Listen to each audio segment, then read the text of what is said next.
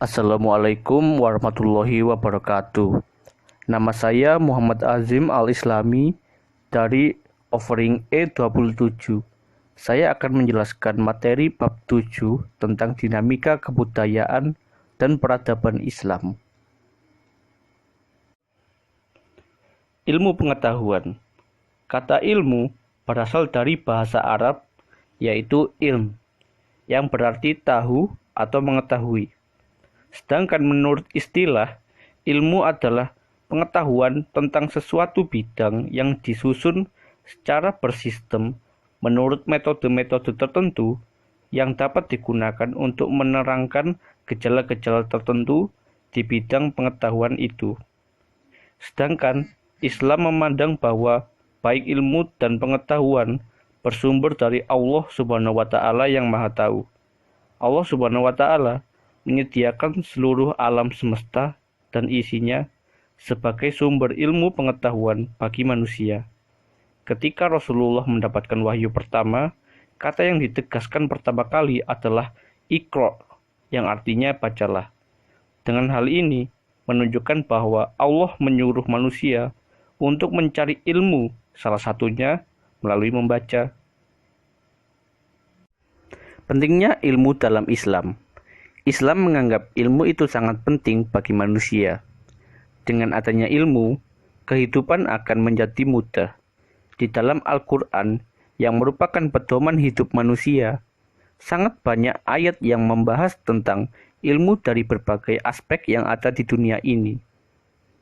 Ilmu termasuk ibadah yang wajib bagi manusia, seperti sabda Rasulullah SAW, Tolabul ilmi faridotun ala kulli muslimin, yang artinya menuntut ilmu adalah kewajiban bagi setiap muslim. Ilmu merupakan buah dari akal yang membedakan manusia dengan makhluk lainnya. Allah Subhanahu wa Ta'ala memberi akal kepada manusia agar manusia tersebut mencari ilmu yang bermanfaat bagi dirinya dan orang sekitarnya. Integritas ilmu, iman, dan amal.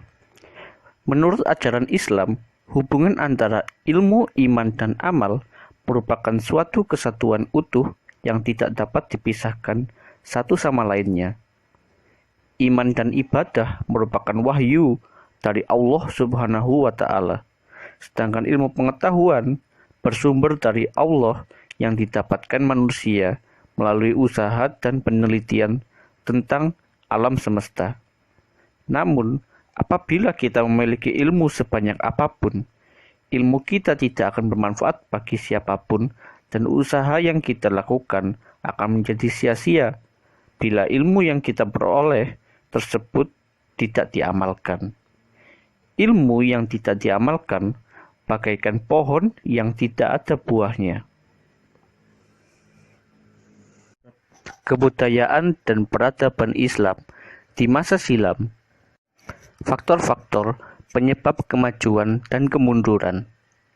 Kemajuan, maraknya penelitian mengenai ilmu pengetahuan di bidang agama dan sains, pertukaran budaya dengan negara lain melalui perdagangan internasional, dan semangat tinggi orang-orang untuk mencari ilmu karena kegiatan mencari ilmu didukung oleh agama Islam.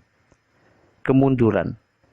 Banyaknya kerajaan-kerajaan Islam yang mengalami kemunduran, dan ilmuwan Islam cenderung mempertahankan konsep pemikiran lama daripada menerima pembaharuan. Kontribusi ilmuwan Muslim klasik dalam teknologi modern.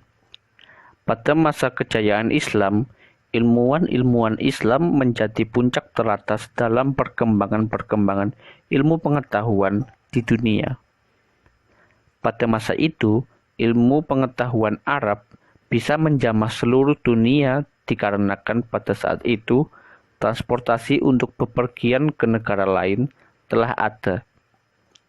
Banyak sekali penemuan ilmuwan Islam di berbagai bidang yang menggugah semangat orang-orang dunia untuk melakukan penelitian terhadap dunia yang mereka tinggali ini. Perkembangan ilmu pengetahuan secara besar-besaran terjadi pada masa ini. Bahkan pada masa kemunduran ilmu pengetahuan Islam pun, perkembangan ini masih terus berjalan sampai masa Renaissance. Contoh ilmuwan Islam yang berperan besar: Muhammad bin Musa al-Khawarizmi di bidang matematika, menciptakan sistem aljabar dan algoritma.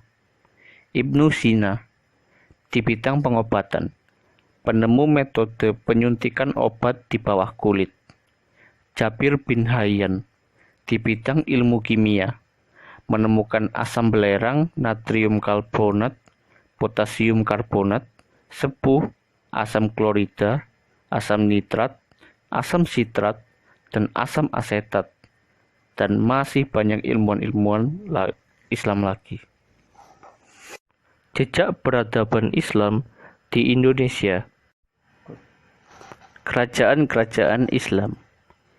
Kerajaan Islam yang pertama kali ada di Indonesia adalah Kerajaan Samudra Pasai yang berdiri di Aceh sejak tahun 1267 hingga 1521. Setelah itu ada Kesultanan Demak yang menjadi kerajaan Islam yang pertama kali berdiri di Pulau Jawa. Kerajaan ini didirikan oleh Raden Patah sejak tahun 1475 hingga 1548. Selain itu, ada banyak kerajaan-kerajaan Islam lain yang tersebar di seluruh penjuru Indonesia. Wujud peradaban Islam di Indonesia. Ada berbagai macam wujud peradaban Islam di Indonesia.